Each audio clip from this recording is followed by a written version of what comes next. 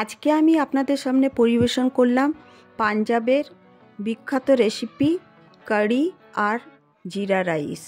আমার ভিডিওর tips and টিপ প্রথম থেকে ফলো করুন, তাহলেই বানিয়ে নিতে পারবেন কারি আর জিরা রাইস।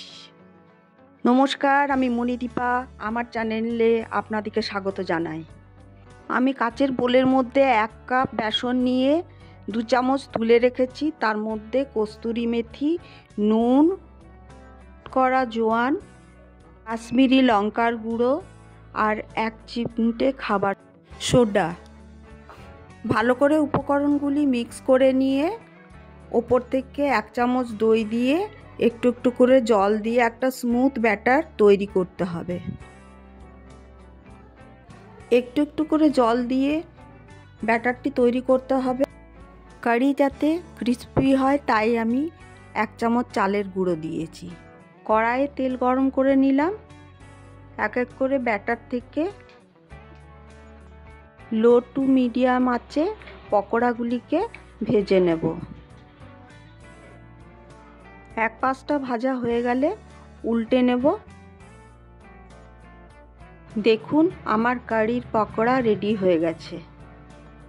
মিক্সার গ্রাইন্ডারের মধ্যে আগের থেকে রাখা 2 চামচ বেসন আমি দিয়ে দিলাম। তার মধ্যে দিলাম 2 চামচ দই। টকটা আপনাদের নিজেদের মতো করে মেজারমেন্ট করে নেবেন।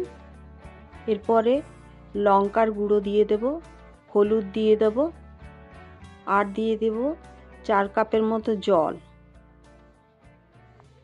আমি কিন্তু নুনের ব্যবহার করিনি, কারণ নুন দিলে ব্যাটারটা অনেক সময় ছিটে যায়। এরকম স্মুথ ব্যাটার একটা তৈরি হলো। কিছু গোটা মশলা আমি নিয়ে নিয়েছি, তার মধ্যে জিরে, ধনে, সর্ষে, লাল লঙ্কা, কারি পাতা, চিনি, এগুলি গোটা ফোড়ন হিসেবে আমি ব্যবহার করব। গরম তেলে এগুলিকে সব দিয়ে দিলাম। উপর থেকে একটু হিং দিয়ে দেব।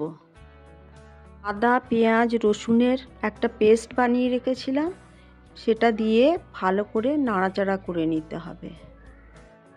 এরপর ওপর থেকে দিয়ে দিলাম দই এবং বেসনের যে ঘোলটি বানিয়ে রেখেছিলাম, সেটি ওপর থেকে দিয়ে দিলাম। এরপর কন্টিনিউ নাড়তে হবে আর একবার করে ঢাকা দিয়ে দিতে হবে। যখন ব্যাটারটি এরকম ক্রিমের মতো হয়ে আসবে, তখন আমার কারি তৈরি হয়ে গেছে। ওপর থেকে পকোড়াগুলিকে দিয়ে দিলাম। এইবার তড়কার জন্য আমি ঘি নিয়েছি। ঘিয়ের মধ্যে 1 চিমটি হিং দিয়ে দেব আর দিয়ে দেব কারি পাতা, কাশ্মীরি লাল লঙ্কা, ওপর থেকে দেব কস্তুরি মেথি। আমি ঠিক এই টাইমেই তড়কার মধ্যে নুনটি অ্যাড করেছিলাম। তৈরি হয়ে গেলে উপর থেকে দিয়ে দেন ভাজা জিরে গুঁড়ো আর কেটে রাখা ধনের পাতা। পর আমি বানিয়ে দেখাচ্ছি এর কম্বিনেশনে জিরা রাইস। কড়াইয়ে ঘি গরম করতে হবে, একটু তেলও দিয়ে তার মধ্যে দিয়ে দিতে হবে হিং, জিরে ফুটে এলে তারপরে যে রাইসটি আমি ছেঁকে রেখেছিলাম তার মধ্যে নুন মিষ্টি মিক্স করলাম। তারপরে কড়াইয়ে দিয়ে ওটিকে ভালো করে নেড়ে চেড়ে উপর থেকে একটু কাঁচা লঙ্কা দিয়ে দিলাম, ধনেপাতা দিয়ে তৈরি হয়ে গেল জিরা রাইস। আমার চ্যানেলটিকে লাইক এবং সাবস্ক্রাইব করতে ভুলবেন না, ফলো করে দেবেন। আবার দেখা হচ্ছে নতুন একটি রেসিপি নিয়ে। সুস্থ থাকুন, ভালো থাকুন।